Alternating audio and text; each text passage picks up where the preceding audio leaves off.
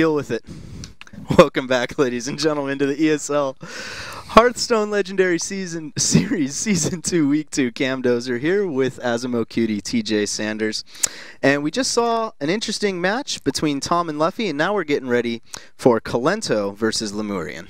Yeah, this match is really interesting because it's a well-known player in Kolento. One of the most successful players in 2014, the beginning of 2015. His Hearthstone resume is pretty impressive. I actually have it here. I'm going to list it off. It could take me a while. Okay, go. First at the Game House Cup #1, first at DreamHack Winter 2014, first at the Persmana Cup #2, first at Gamers Assembly 2015, which just happened last week, first at the Chinaverse EU Season 2, made to the finals of 2 consecutive Heroes of the Cards hitbox, winning one of them, second at the Millennium House Cup, top 8 at Regional BlizzCon, as well as #2 at Seed Story Cup, or top 8 at the Seed Story Cup #2. That's a lot of accomplishments for a single player. I probably missed some. Absolutely. I'm sure you did. And Lemurian, I have his competitive achievements written down here as well. He qualified for the Legendary Series Week #2. Go Lemurian. Here we go. Now, so Kolento's going to be bringing a Druid, a Priest, and a Warrior. And then we've got the Warlock, Mage, and Rogue from Lemurian. Mm-hmm. How do you think the matchups, just on paper, classes versus classes, stack up? Now, Kolento's been having a lot of success with that Priest. The Gamers Assembly Tournament Branch, which happened last week, Kolento was cleaning up with Priest. He's bringing very slow decks, which is what Kolento sort of specializes in. And Lemurian, on the other hand, his decks, I know, are very combo-oriented. I'm going to guess it's Freeze Mage. Okay. I'm going to guess it's some sort of combo Warlock with Arcane Golem, Power of Overwhelmings. Because he told me that he just loves a one-turn kill decks, and he loves combo decks. Okay. So judging by that, I think Kolento has the advantage, because Priest and Warrior are fantastic against combo decks, because they can just constantly stay at a range. Right, and against Oil Rogue as well, Priest is the only weak one there. But really weak, though, against the Oil Rogue. That's true. But that's like one matchup that he has to dodge. And other than that, I think Kolento probably has the advantage. Okay, great. So we will definitely see, as it looks like match 1 is just about getting ready to go. So if it is a Mech Mage, though, I mean, what does the match come down to? Whether Kolento gets the Akanai Circle or not, basically? That's how I always feel when I'm playing Priest. If it was Mech Mage and this was last hero standing, Kolento would be in trouble. Yeah. Because Mech Mage could just clean sweep. But after talking to Lemurian, seeing the decks that he plays, I would guess against it. But though, I mean, I was just about to say, sometimes if you're known for playing a certain style of deck, if you play a certain style of deck throughout an open tournament, just switching it up could be the smartest play. And he actually does go with Mech Mage. Yeah, it is the Mech Mage. So he could have just been pulling my chain and saying, oh yeah, man, I love combo decks. Maybe thinking that I was going to betray him and tell the other people. And then he throws out the Mech Mage. So he does have the Mech Warper, but he doesn't have any mechs to actually get any value out of it right now. Which you always feel really excited when you see Mech Warper, but then when your follow-up is just Blast Mage, Cogmaster, Portal. Ugh. See what he gets. Ooh. A 2-mana Garabashi Berserker. Talk could about be, value. Yeah, because he can, well... Especially in the hands of a mage, because he can just ping it every turn to increase its value. Yeah. Now, that was a really rough turn also, because... and it's one of those situations where I'd be inclined to play Cogmaster turn 1. Because what's a Priest going to do other than Northshire Cleric on his first turn? Right. You have a mech in your hand. Why not play Cogmaster and have something that's going to trade into it and still be alive for the following turn? So it would have protected his Mech Warper as well. I disagree with that play already. We'll have to see if it's going to affect the rest of the match, but that's cards that he's drawing already that he didn't have to have let him draw. Right. So at this point, I mean, the on-curve play would just be Mech Warper Cogmaster. That doesn't feel particularly strong. Frostbolting the Northshire Cleric. Then again, there's just that 2-mana Gurubashi. Yeah. He's not getting much value out of the Mech Warper. I think this turn you want to put as much power on the board as possible. But at the same time, you want your Mech Warper to live, so that way next turn you can play your Goblin Blast Mage. So just by not playing the Cogmaster on turn 1, You can see how the effect is sort of snowballed. You can see how it's snowballing. Right. Every single turn, he's faced with a more difficult decision because of a potential mistake that he made on the first turn. Yep. All right, so the Priest here doesn't really have any power plays himself either. He can, well, yeah, because the biggest thing here is that he can't make any fancy Wild Pyromancer plays because that Garabashi Berserker is going to get pretty nasty. Pretty dang big. Downright nasty if he does that. So, yeah, start with a Power Word Shield, see what you pick up. Pretty much a moot draw because he already has one. It's too early in the game to be able to play both. What are you hoping for in this situation as the Priest? Don't even know. Maybe an injured Blade Master in that situation because he has the Circle of Healing as well. So if he had Power Word Shielded, he could have coined injured Blade Master's Circle of Healing, which would have drawn a card, put a Force 7 on the board. Something to stand up to the mind of that Garabashi. Yeah. I mean, that was really the only play he had because Wild Pyromancer would have made that Garabashi Berserker too big. Shrinkmaster effectively does nothing because he can't use his Northshire Cleric to trade into something and then heal it back up because whatever he's trading into is going to have 0 attack. So, see, now he doesn't even get value out of the Blast Mage. Yeah. So this is a really good turn though. It trades cleanly. Oh yeah. That thing can get huge really quickly. 8 attack already. It's insane. And we do not see a Shadow or Death in the hand. Out of all the cards that he's drawn. So I think on this turn, seeing that big giant 8/5 out there, you're probably going to want to coin the Sludge Belcher and just slow it down. The Akanai Circle, well, it clears everything else, leaving the 8/5. Well, it wouldn't be an 8/5 anymore. No, it would be, what, an 11/1? Yeah. Yeah, I think no, I don't like Sludge Belcher here because you need to coin next turn to be able to Akanai, heal, and circle. So this is really tough. He might just have to eat the damage. This is, I don't know. This maybe is just really throw hard. a couple bodies on the board. You know, maybe just throw that Recombobulator out there. Well, just have some presence at least to offer up some trades or to take some trades next turn. This takes so much thought put in this turn. This is one of the tougher Priest turns because you put bodies on the board, he ignores them, they get caught in the Akanai Circle next turn. Right. You play Sludge Belcher this turn, you can't Akanai Circle plus ping whatever comes out next turn. He could be banking on, he's going to ping the Garabashi Berserker to try and make him bigger, but most likely that ping is going to go into one of his creatures to help it clear off the board. So this, playing the body seems like the best, but if he wants to go with the safe play, it'd just be to coin Sludge. I think I agree with this play because then what it gives you the opportunity to do next turn is to potentially, depending on how the mage reacts, not have to burn your Circle of Healing Akanai combo. You can just put the Akanai down, ping the Garabashi, and then run either the Combobulator or the Shrinkmeister into it to finish it off. Yeah. And then you've still got the potential to have that circle available if things get even more out of hand. Yeah. But I think this is a pretty clear Blast Mage. I think you just ping and then just go face with everything. Straight face. Next turn he's got 9 damage, potential 9 damage from hand. Oh, even if he heals right here, there's actually no way out. Yeah. Because even if he coined Holy Fired, oh no, if he coined Holy Fired he'd be okay. But oh yeah, he's just setting up that lethal next turn. Yeah. And I don't think there's a single out for Kolento here. No, he heals up, puts him at 7. Fireball ping Fireball next turn, kills ping next turn at 6 mana. And then even then he'd have to deal with what he has on the board. Yep. So Lemurian gonna hop out to an early 1-0 over Kolento. And that's despite what I would call maybe a misplay on the earlier turn. Kolento being able to draw 3 cards from the Northshire Cleric. He just didn't draw into anything useful. And that's one of the problems with this minion-heavy Priest deck. The one that runs 2 Shrinkmeisters and a Recombobulator. Sometimes you get stuck with early creatures in a situation where you don't need early creatures. And he's going to do the play that gives him the best chance of survival, but he's dead. Fireball Ping's going to close it out. Here it is. All right. So, Lemurian, gives a little context to that list of accomplishments you were throwing out earlier. Beats Kolento in Game 1 of his best-of-5 series against Kolento. When he goes back and watches this VOD, he's going to feel really good about this win. Yeah. Not just because he beat Kolento, but because it will have come just a few moments after you were listing about 20 accomplishments for Kolento and then 1 for Lemurian. But he shows that he's got what it takes out here. Lemurian is a super nice guy. I had a chance to talk to him for actually quite a while yesterday. He was one of the players that I talked to the most.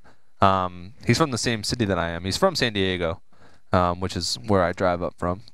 Over here to the Burbank studios every weekend. Passion confirmed, by the way, for TJ. Yeah, and he's actually a student right now in San Francisco. He's a pharmacy student. So he's doesn't have a lot of time for Hearthstone, but the time that he does spend, he makes it work because, I mean, it's tough to qualify for these things. The Challenger Cup lasts like 3 days now because of its best-of-5 conquest. It's really hard. You have to win a lot of games, and so the guys that make it here aren't just some lucker dogs who top-deck their way to a victory. These guys are legitimate, great Hearthstone players, and he's a great guy. So I hope his list of accomplishments gets a lot longer than just takes Game 1 against Kolento. Well, he's got a Warlock and a Rogue left that he has to pick up a couple wins with. And he does know that Kolento's got the Druid, the Priest, and the Warrior. Which class do you pick next if you're Lemurian? So, okay. I got confused. Lemurian has the... he has to win with Warlock and Rogue. Okay. I'm a visual learner. Well, here we go. We got this nice graphic. I was great in elementary school, struggled in college. That was how it went down for me. Well, I guess it's hard to predict because we already see that he's going with the Warlock. It doesn't really. There's the Rogue. He wanted to match up the Rogue first against the Priest, and now that he didn't get it, he wants to make sure he's going with the same strategy that you liked in the last game, where he's saving that one that he might find the most trouble getting the win with, right? For last. And this is the matchup that he actually wanted because he didn't want to match his Rogue against the Warrior. He wants to match his Rogue against potentially the Druid as like the last match. So Lemurian didn't get the perfect matchups that he wanted, but they're still pretty good. Yeah, I mean, Warlock, depending on what kind of Warlock he's running, versus Control Warrior, which is, I think, what we can sort of safely presume that Kolento's going to be running, is a pretty even matchup. Yeah. It's, I mean, a couple months ago, before GVG, Handlock versus Control Warrior, even after GVG, Handlock versus Control Warrior was what we saw every single week. Yeah. We would be here for 10 hours casting hour-long Control Warrior versus Handlock games. Look at that. Leroy Jenkins, you were right. There it is. He loves his combo plays. There it is. And, I mean, I guessed at least one of his deck was going to be combo. He said, he told me he loves combo decks. He said he loves to just play around with things that just kill people in one turn. And I'm not surprised. And I think that Warlock deck that we saw earlier from Luffy was a combo deck that we just didn't see combo pieces from. Yeah, exactly. Because he did have Faceless, he had Power Overwhelming. So maybe some Leroy, Emperor Thorson, Power Overwhelming tactics were present. Oh, and he actually has the Mountain Giants in his deck too. So this is an interesting tech choice. This is going to, I think, kind of throw Kolento off his game because it's going to be preparing him to play against more of a traditional handlock. Yeah. You know? But then if he's going to show up with something like Leroy, could catch Kolento completely off guard. He does have the removal, though. He's got removal for days. For days. And I think that the classical handlock actually has a little bit better of a chance than like the demon lock against Warrior because there's just more threats. More big threats earlier on. You have to hit your removal timings or else you're pretty much dead. Because there's just no way for you to get back on the board earlier on. Because Warrior doesn't really have any early power plays. They remove something and then they armor up. Sure. Until like turn 5 or 6 where they can play Sludge Belcher or Shield Maiden. They're not doing anything with the board that's substantial. All right, so just sort of standard early game Warrior stuff when you don't have your Armor Smith. Just putting on a weapon and armoring up. Warrior gaining health, Warlock losing health. That's how it goes. And this used to be a pretty big power play too back in the day. You could Mountain Giant, and then the following turn you could Faceless your own Mountain Giant and still save your other Mountain Giant.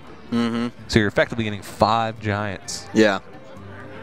So in this situation, Do you just armor up, shield slam, and then take 8 to the face, which is effectively only 2? Yep. Yep. You have to. You can't leave it alive because you're going to lose your armor next turn anyway. Yeah. Execute. You want to use, at least this is the philosophy that I've always used with the Control Warrior. I've played, I don't know, I have like 1,500 wins with the Control Warrior. No mean to brag or anything. You always want to use your armor while you can. You want to use the shield slams while you have armor because you're never guaranteed to have armor. Sure. It's easier to get a target damage for execute than it is to gain lots of armor really quickly. Right. So do you think we just see another mountain giant slap down here? Yep. This is what the mountain giants are for. They just put so much pressure early on. Yeah. And he's still got threats. I mean, he's got Sludge Belcher next turn. He does have executes, though. He does have executes. Takes another 8 to the face. Yeah. And this is one of those times where you just throw out the Harrison. Sometimes in this matchup, you save the Harrison. For Jiraxxus? For Jiraxxus. But if you think it's going to be like one of those slugfests where you both are you're willing down to little amounts of cards, sometimes Harrison can be a liability. I was just going to say the same thing. There's a few reasons I don't like playing him against Jiraxxus. One would be the potential to wind up milling and burning a bunch of my own cards, depending on what the situation of the game is for me at that point. And then also, it can just force me into fatigue. Yeah, that's true. Usually when you see Jiraxxus played from anything other than a Void Caller, it's pretty late in the game as it is already. That's true. Yeah. It can be that play that wins you the game sometimes, but it can sometimes be the play that loses you the game as well. Yeah. But if you draw it late in the game, I always save it because unless you're using it early to just try and swing the tempo in your advantage like he did right there. Right. Empty board, you just removed one of his big threats. Play the only creature you have in your hand to try and gain some sort of foothold. Sure. And now he's got a fairly clean trade versus the Belcher here. It always seems like Belcher's never a clean trade. That's true. I mean, and why I say fairly clean. I guess that's as clean as it gets, right? Yeah. Minion survives the first hit. Weapon finishes the baby Belcher. Pretty nice. Yep. And I'm curious to see actually how slow this warrior deck from Kolento is. We see Ysera, which indicates that it's relatively slow, or some people would say exceptionally slow. But I wonder how many big threats he's actually using, and if he's incorporating any sort of any of the new cards in, like the Emperor Thorsan or Grim Patron. It doesn't look like it. It looks like it's standard Control Warrior with some heavier elements. But it's too early to tell right now. We haven't even been through half the deck. I don't know how much I like using this execute. And I'll tell you the reason why. At this point, Kolento has every reason to believe that this is just a traditional handlock, and which means that there's going to be a lot of pretty nasty Molten Giants at a certain point in this game. Yeah. Now, I do have, as a warrior, more burst maybe now, than old just Control Warrior.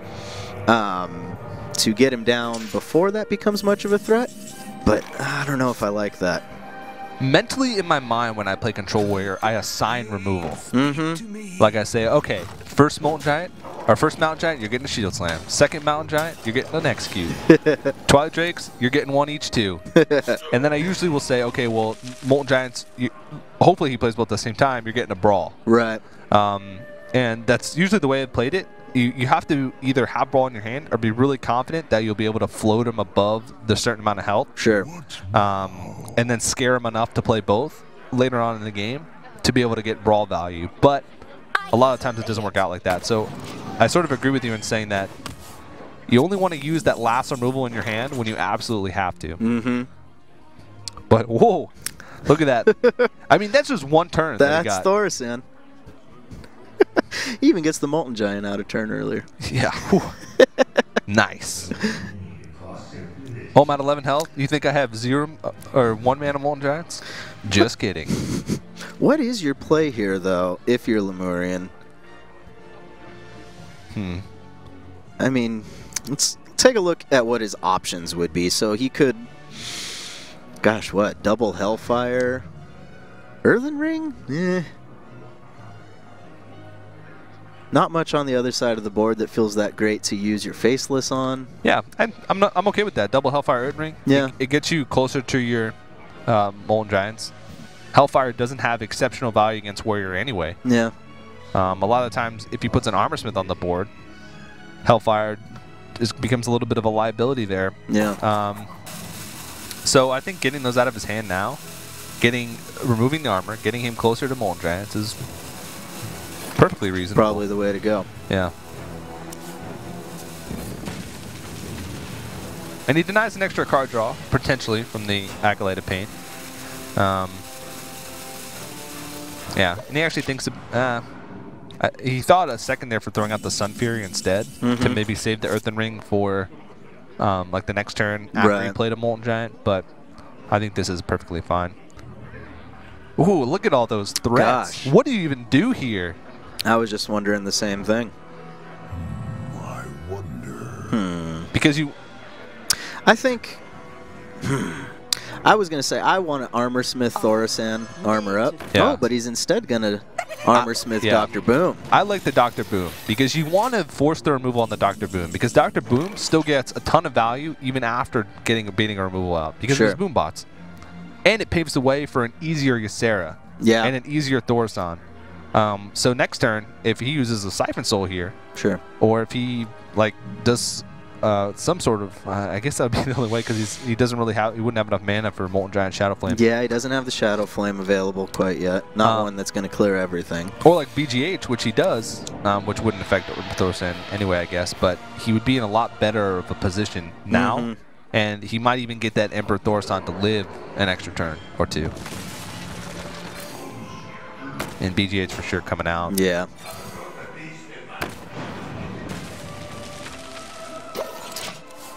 So this is, I still want to say this is absolutely anybody's game at this point. Oh yeah. Either of these players. It's sometimes easy for me to feel way behind against, 4 to the face. Yeah, I don't think he really wanted that, I don't think he wanted that at all. That's a little better. That's much better, because now Lemurian's got a 2-mana Molten Giant. Yeah. And now he wants this Thaurissan to eat another removal to just pave a nice golden pathway for Ysera. Yeah. Because if you don't have a threat for Ysera is like more effective than Jiraxis in some cases because you're not limited by your health pool, but you're still getting usually something big to play on a board, like the Emerald Drake. Right. Even the Laughing Sister are super annoying. Totally. I hate seeing that card. Every single card that Ysera gives you is obviously amazing mana value, but there is something particularly obnoxious about the Laughing Sister, especially when they're placed effectively against maybe my Cone of Cold or something along those lines. I just always ignore them. I'm like, ha, he got Laughing Sister. That's the worst card ever that you can get from Ysera. And then all of a sudden he has like a board full of Laughing Sisters. I'm like, and they chew you apart. Trying to hover my fireballs over him, like,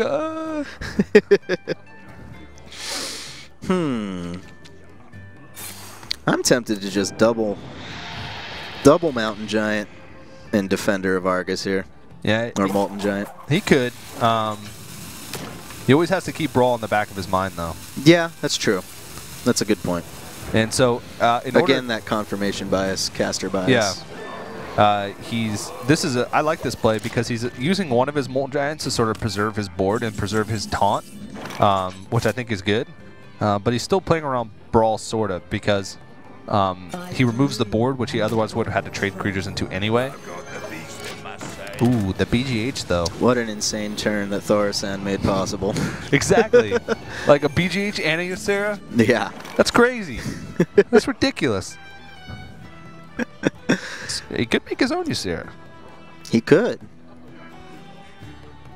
And that seems like a fairly reasonable play, too. It's going to be fairly well protected for at least a turn behind the Sludge Belcher. Yep.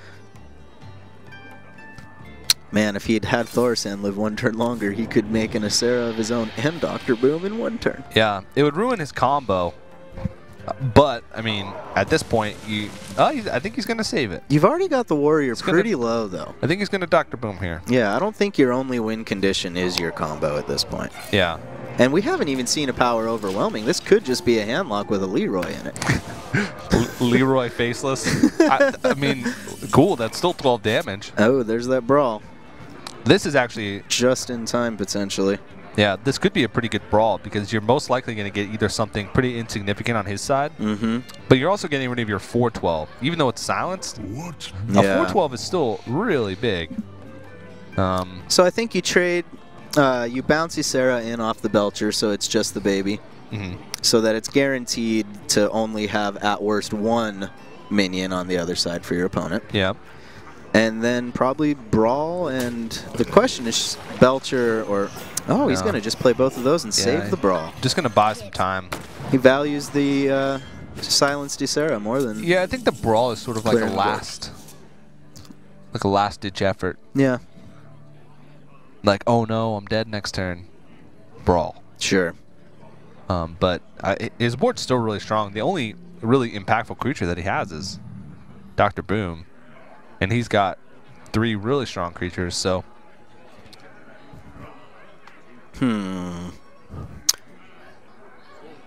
He's thinking of whether or not he can tap. Yeah. And he's got a wall. Like, he's got double Ancient Watcher, or in this case, he could Twilight Drake and then Ancient Watcher, Sunfury Protector. But he still needs to draw into those combo pieces.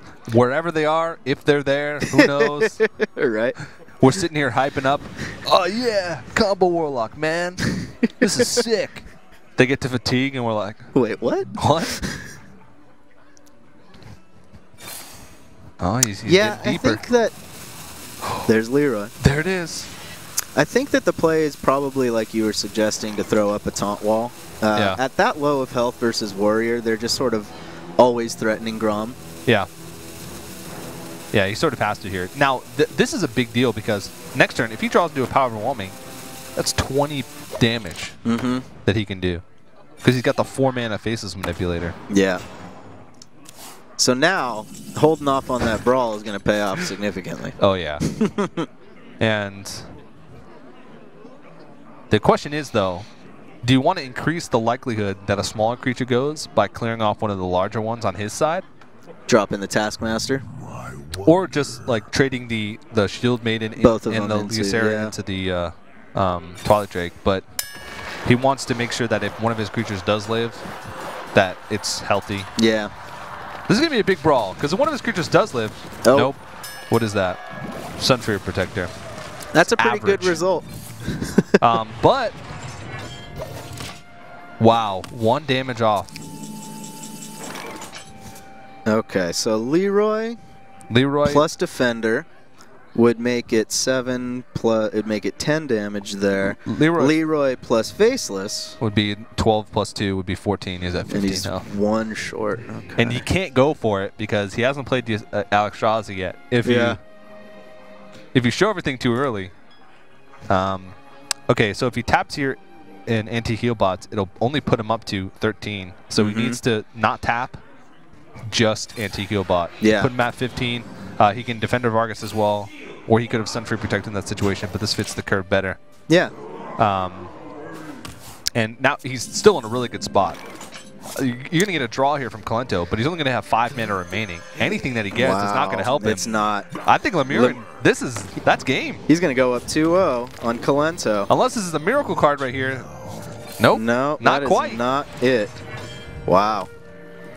All right. Well, Kolento, who you were telling me earlier too, he's been struggling a little bit lately. Yeah. In the Kingwin Pro League, he hasn't had the results that he was expecting, or maybe that others were expecting of him. Yeah. You know, because that's one of the interesting things. I've watched a lot of Kolento's interviews, and he was once asked the question, is it annoying every single tournament you ever go to, everyone's saying, well, Kolento's going to win? To be the favorite. Yeah. And he said, oh, absolutely. Yeah. You know, it's...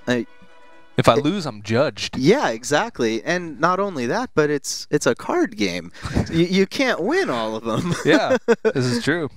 And, I mean, he just came off of... He won the Gamers Assembly tournament in France last week. I don't think it was even a week ago, which is crazy. He was in France. He's been traveling all over Europe and doing God knows what after the Gamers Assembly tournament. And He comes back home and just wants to sit down and play a nice competitive ESL Legendary Series match, and everybody's calling him the favorite. Yeah.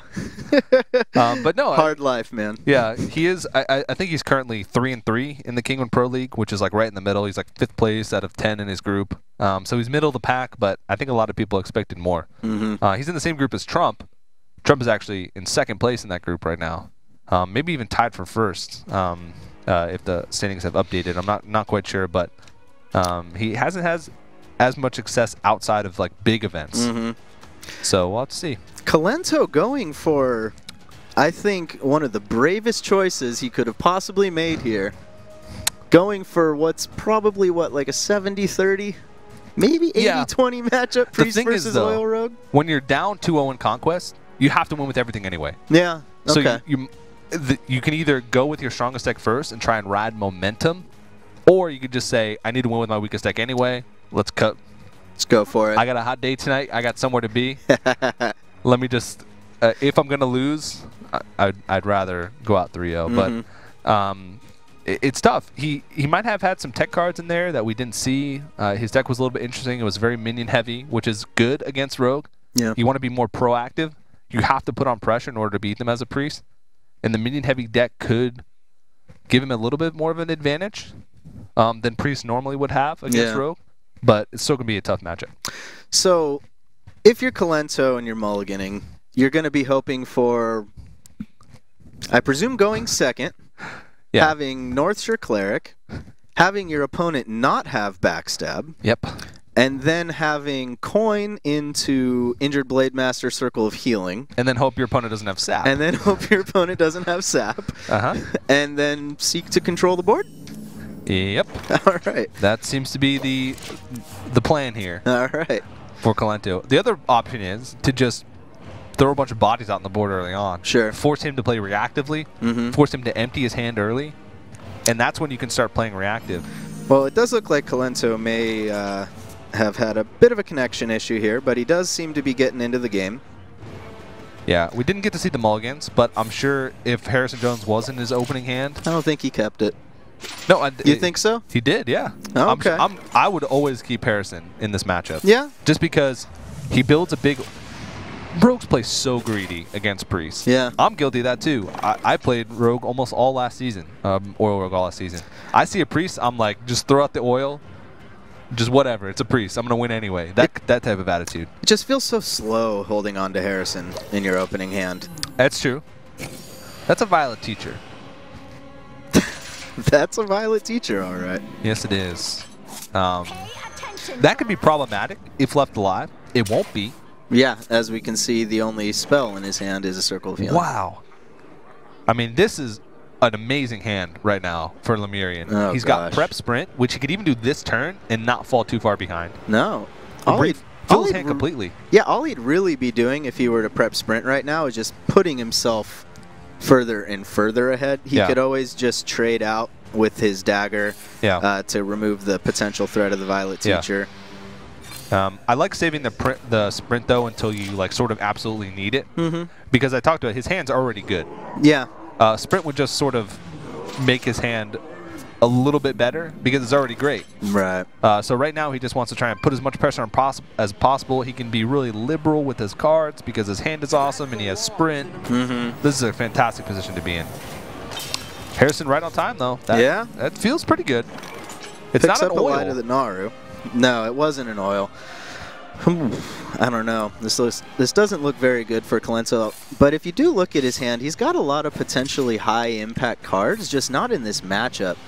What's a Cabal Shadow Priest going to steal versus an Oil Rogue? Hopefully something that comes out of a Piloted Shredder. Yeah, probably your best bet there. Maybe Blood Mage Thalnos. He does have Shrinkmeisters, so Shrinkmeister plus something else.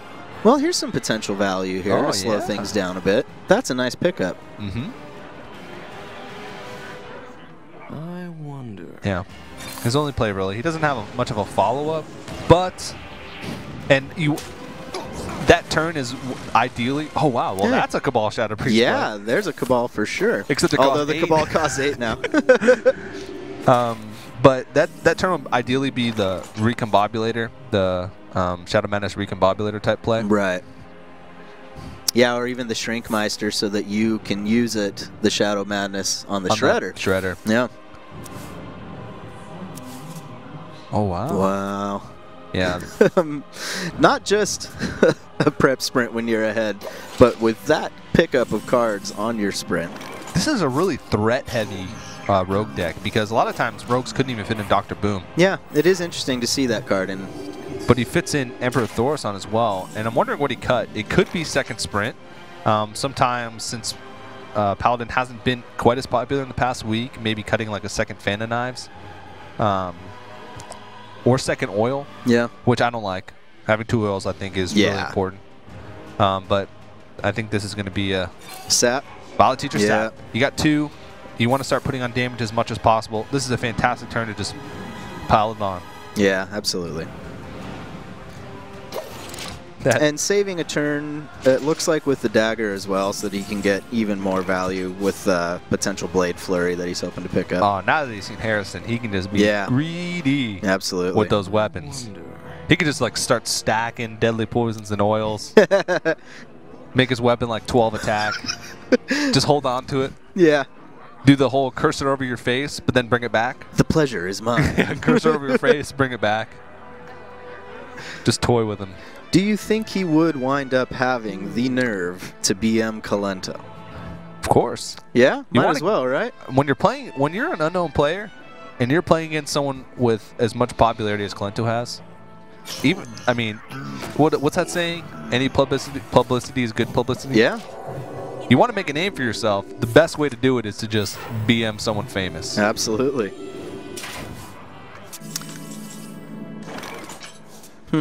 That, what, the Nerubian warlord is just causing issues. Yeah, all sorts of issues here. For both these guys. He wanted to play Dr. Boom yesterday.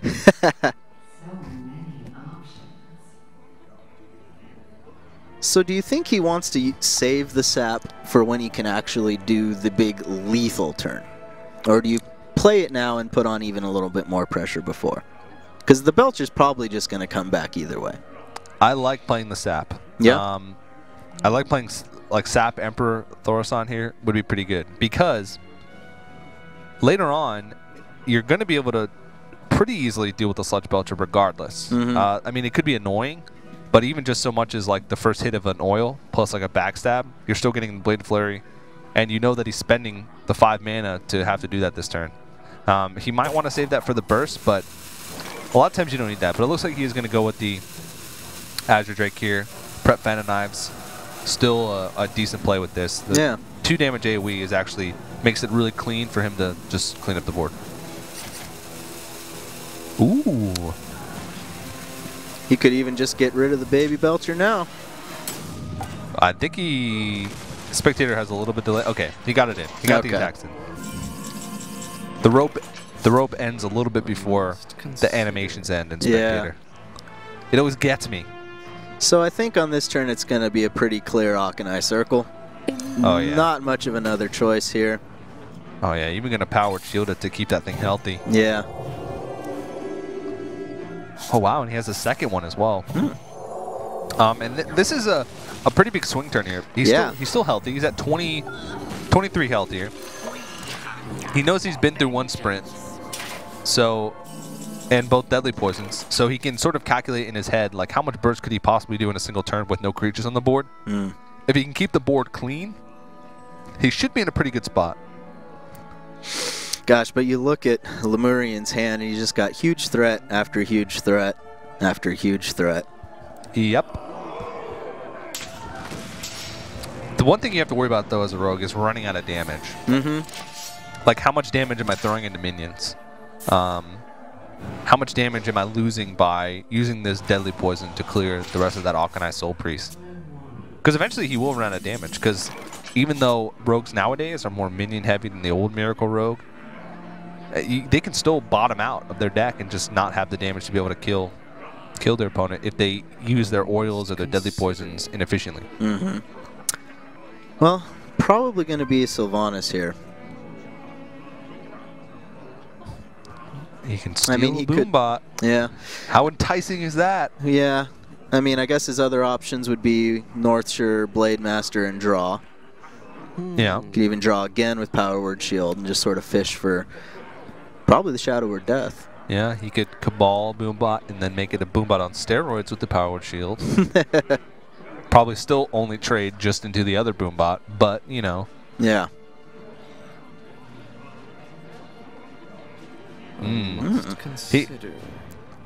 Hawkeye, he wouldn't even be able to trade. No. Okay. Yeah. I have no time. Always gonna. Oh. He's gonna hope that the Boombots hit the Sylvanas. Right. And then he steals the. steals. Okay. Okay. Nice. That's risky. That was risky, but it worked out. Yeah. Because if if that Dr. Boom had stayed on the board, like if Sylvanas hadn't been hit and like one Boombot went face and one Boombot went into the Arcanine, then he had a fresh dagger the following turn. He could have done so much damage with a Dr. Boom, a fresh dagger, and potential for Orioles in his hand. That could have been lethal. So risky play, but pays off because he gets to steal the Boom. Well, Kolento's still got some tricks up his sleeve, down 2-0 in this match. He refuses to go quietly into that good night at a 3-0 loss in round 1 of the ESL Hearthstone Legendary Series. So, as Lemurian here, I almost feel like just a naked sprint would be the way to go. Yeah, naked sprint, you can draw into second Eviscerate. Yep. I think that's pretty much it as far as outs go. Yeah. SI Agent as well, if you want to take the damage to the face, which is perfectly reasonable because a priest isn't going to burst you down. I was just going to say, especially versus a priest, unless he's going to pull out some sort of crazy Prophet Velen Mind Blast play. Whoa. Or the old Arcanine circle the double zombie chow. There you go. But he knows he's already been through both Arcanines, so any burst potential has been cut in half pretty much. Yep. Oh, the Recombobulator. He can steal something pretty delightful next turn. I really like the Recombobulator in the Priest for kind of a number of reasons. Cabal Shadow Priest being probably the main one, in my opinion. Yeah. Because not only does Cabal have insane value just as Cabal and potential huge tempo swings, but then if you look at her stats for a 6-drop, Recombobulator pretty likely to make her stats even sicker. Yeah. She's already done her battle cry. She's done what she's there for, you know. Now if you can potentially get an even better body out of it that's better for the mana you spent on it, can be a really downright nasty play sometimes. For sure. Well, this is almost certainly a Blade Flurry play, but the way he goes about it is going to be the telltale sign. He doesn't have a fresh dagger, so he'd have to dagger up first and then find a way to make a play for 4 mana that's going to be able to allow him to combo the Sword Oil. So Earthring Farseer plus Earthring Farseer dagger plus oil wouldn't give him enough for Blade Flurry. Right. Which is really awkward because he wants to make sure that he gets full value out of the. Oh, that's drawing the backstab after you draw the. Not what he was hoping for. Ooh, you can tell that was a big mistake. Yeah. He re-daggers, doesn't have enough for the Blade Flurry. That might just cost him the game because he needed to have oiled up on just one and then Blade Flurried and traded because now he's going to have to take 8 damage over the next 2 turns just to be able to clear everything off the board. That's only 6 damage that Kolento has to muster up from his mighty priest hands to be able to finish him off. He has to use a sap. Now he's... Oh, that doesn't feel very good. Wow. Yeah. Ah, you can see the disappointment on his face right now. So how is Kolento going to be able to punish this most effectively? I mean, heal up. Always start with a draw. Steal one of his creatures. Well, he's got the Shrinkmeister to do it with now. Yeah. Let me change your mind. Yeah, that mistake really cost him. That should have been a board clear. Even though it would have been an inefficient board clear, should have been a board clear. Wow. And now, I mean, he still has the oil, but he doesn't have a creature on the board to be able to combo with. So now he's going to have to... Was he going to play the Violet Teacher and just... Oh, you don't want to play the oil until it actually can have its effect. No. Ouch. Yeah, he can backstab here, Sharp Sword Oil. And then He wants to reduce the chances that it goes on a 1-1. Right. Well, he's going to be able to clear the board with the Blade Flurry here, though. Yeah. And so even if it goes on a 1-1, none of the targets it goes on are going to be able to swing till next turn. Actually, he might want it on a 1-1 because that's a 4 health creature.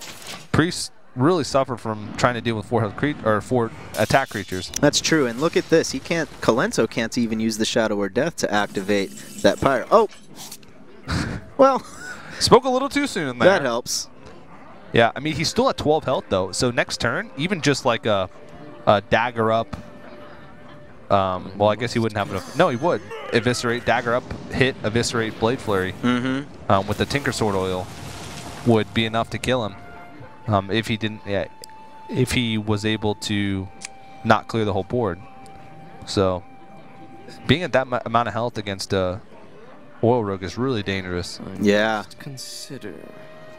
Man, one little mistake, and look at this sort of situation that's wound up developing. This is a game that could go either way still, even though it's a matchup that traditionally just so heavily favors the Rogue. Yeah. And even though that was, you say one little mistake, but that was like a pretty large mistake. Well, of course, yeah. Yeah. Ooh, he does pick up an Eviscerate. That he can Azure Drake and eviscerate what's on the board here, which is that's big. And he can make a fresh dagger, especially if he draws into second oil, if he has it. Which he almost certainly does, right? Yeah. And then the following turn, he can protect his board with the Lotheb, which basically is just the nail in the coffin. So despite a rough game, he looks like he's still in a pretty good position. Yeah. See what he picks up off this Azure Drake. He's running out of cards, though. Mm-hmm. Running out of cards means he's running out of damage. Also means he's getting closer to exactly what he needs if he hasn't gotten it yet. Oh, I'm almost out of cards. Yeah. Wow. One left. It must be the oil because we've only seen one oil. Yeah. Right? We've only seen one oil. Yeah. He's got second Blade Flare in his hand. Mm-hmm. Unless he cut that second oil, which is a definite possibility because he had Dr. Boom plus the Thorson. Yeah. He's got to know his deck inside and out here because that's going to affect his play. He might think he needs that Eviscerate for burn. Yeah. He might just try and just, load up here, protect what board he can, and then just go face. Because he's just running out of stuff. All right, I like it. All right.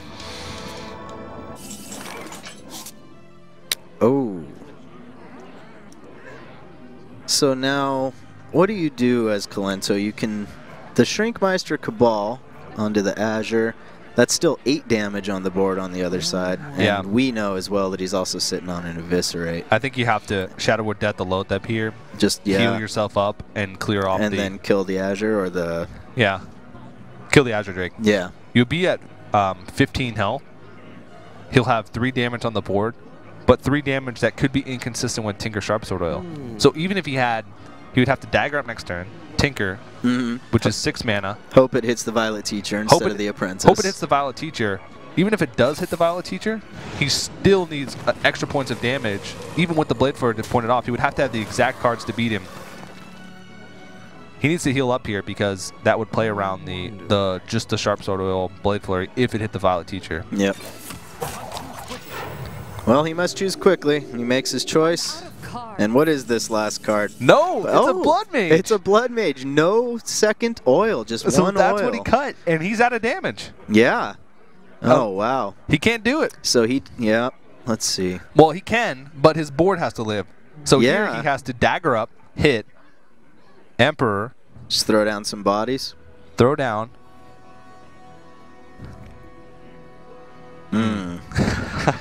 Man, I cannot predict who's still going to win in this game, though, because if that board does stay healthy, that still represents quite a bit of damage. Yeah, and keeping himself healthy here and using the Blade Flurry, he doesn't have any cards left. The most damage he's going to get from Blade Flurry is 1.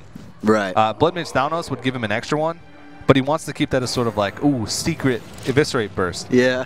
Now, he might still win anyway, just because unless he draws something big here, which he doesn't. No. He doesn't have a spell to activate this. So even if the priest were to do Shrinkmeister Cabal here then we've still got Blood Mage Thalnos and Eviscerate, which is going to win the game.